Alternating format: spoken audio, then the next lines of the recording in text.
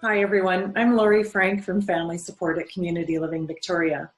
This is the second video in a short series of videos about transition from youth to adulthood for youth with disabilities.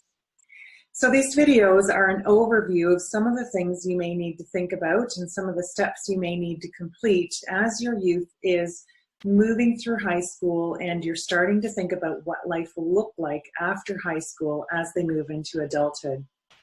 So our first video was an introduction to transition. This next video, we're going to dive a little deeper into some topics about transition. So in this video, we're going to talk about education and employment.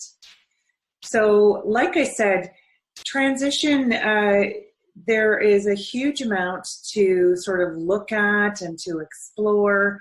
And so these videos are just going to be an overview to get you to start thinking about what you might want to be wanting to look into, what steps you might need to take. And for more information on everything we're talking about in these videos, you can go to communitylivingvictoria.ca, and on there you'll find lots more information on these topics and lots of info on resources and things like that. So this is just an overview today because this, like I said, it's a huge topic. We could probably talk about it for days.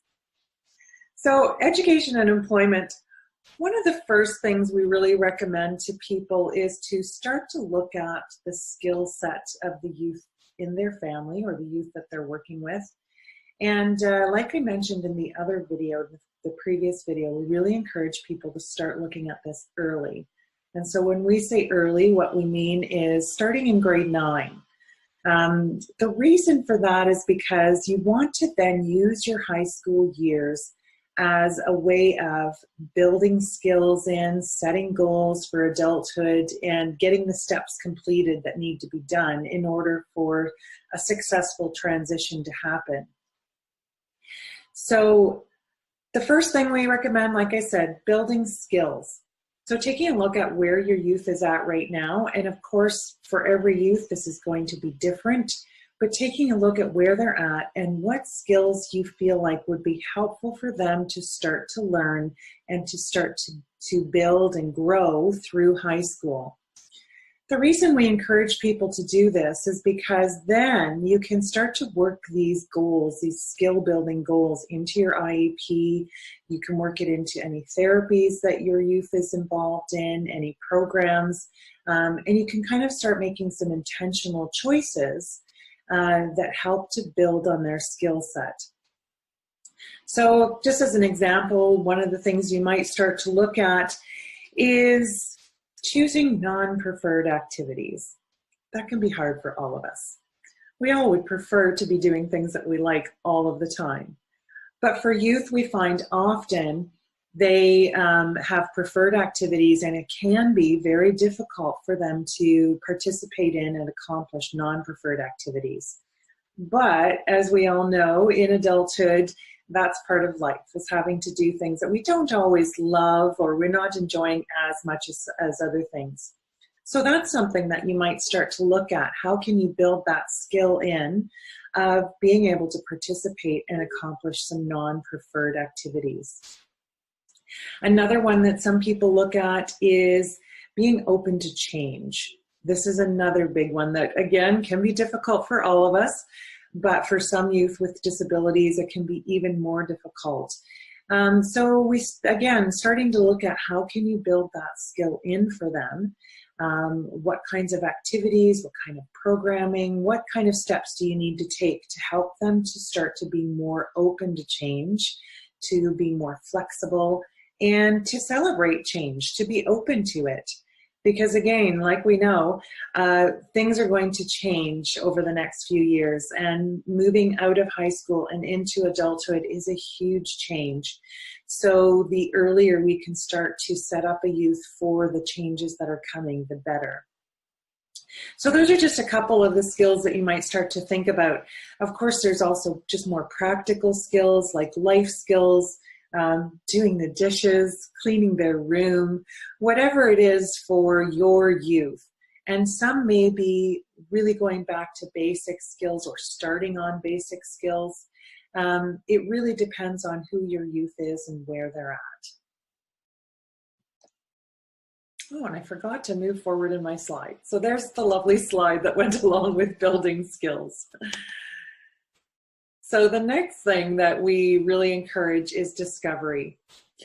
We all have said you don't know what you don't know. So we really encourage people to start looking at what are the possibilities based on what you know about your youth and who they are and what their skills are currently.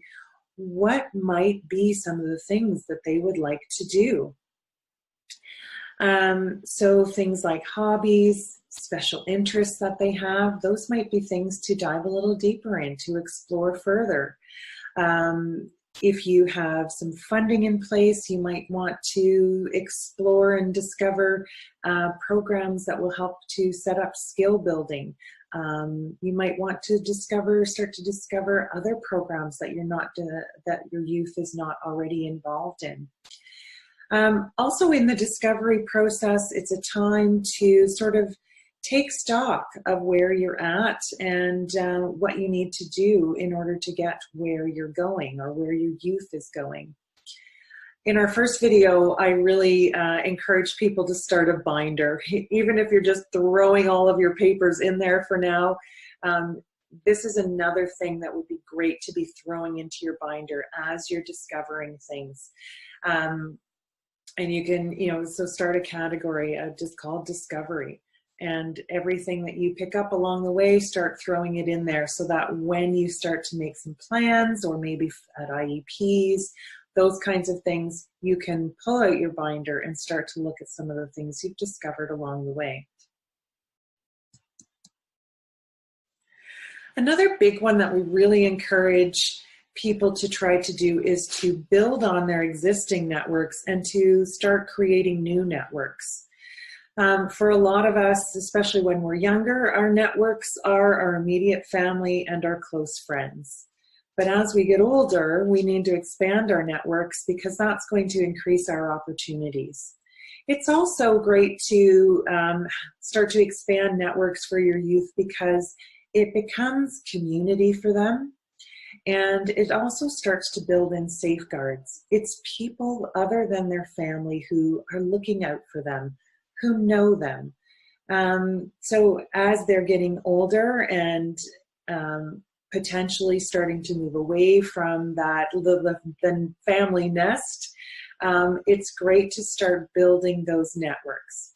We also know, you've probably experienced this yourself, that when you have been looking for opportunities, whether it's work or recreation opportunities or those kinds of things, we often find those things through our networks. So same for youth with disabilities. We want them to start to expand their networks so that their opportunities open up. And then a final one that I want to just touch on for today is exploring community options. So again, the idea that often we don't know what we don't know. So going for a tour of the local college, checking into the programs that they offer, looking at things like supported employment and what does that mean and what does it look like. It's not uncommon that we think about the youth that we're working with or the youth in our family, and we think that maybe education after high school is not going to be an option for them, or employment isn't really going to be an option for them. But I encourage you to go and look at some of the opportunities that are out there, to start talking to people, talk to other parents who've gone before you in this process, because a lot of times it's surprising what people come up with. And when we say education after high school or employment, it doesn't need to be full-time. It could be that they take a course. Maybe it's not even at the college. Maybe they take a continuing education course, or they take a course at a rec center that is a special interest for them. Same with employment. It doesn't need to be full-time in a traditional position. It could be a couple hours a week, and it could be something that has been created specifically for them based on who they are and what their skill set is.